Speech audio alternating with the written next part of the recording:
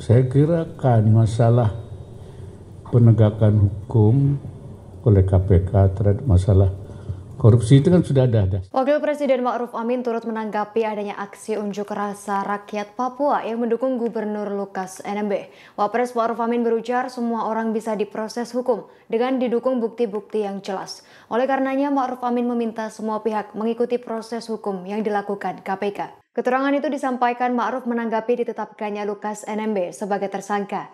Menurutnya masalah penegakan hukum Komisi Pemberantasan Korupsi atau KPK diatur dalam undang-undang. Ma'ruf Amin menuturkan selama ada bukti-bukti yang jelas, semua orang bisa diproses secara hukum.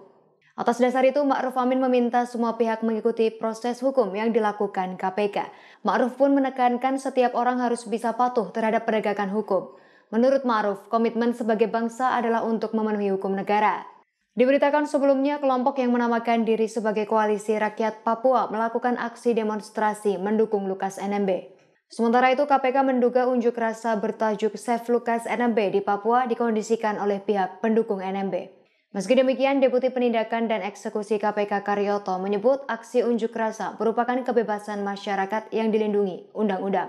Salah satunya kasus yang di Papua, KPK menetapkan Pak Lukas NMB untuk diminta untuk diperiksa sebagai tersangka, tapi fenomenanya adalah masyarakat berdemo, berunjuk rasa meminta supaya status itu dihilangkan.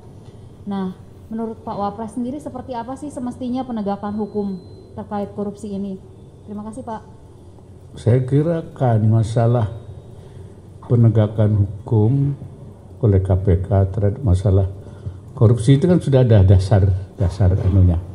Undang-undangnya ada, sudah kewenangannya memang diberikan kepada KPK. Sepanjang memang ada bukti-bukti yang jelas, ya saya kira semua orang, siapa saja, ya bisa diproses secara hukum.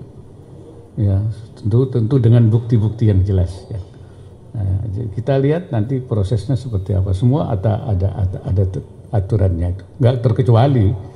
Ya siapa saja, dan semua orang harus bisa patuh pada penegakan hukum. Dan itu komitmen kita sebagai bangsa tentu untuk mematuhi hukum yang berlaku di Indonesia. Barangkali itu.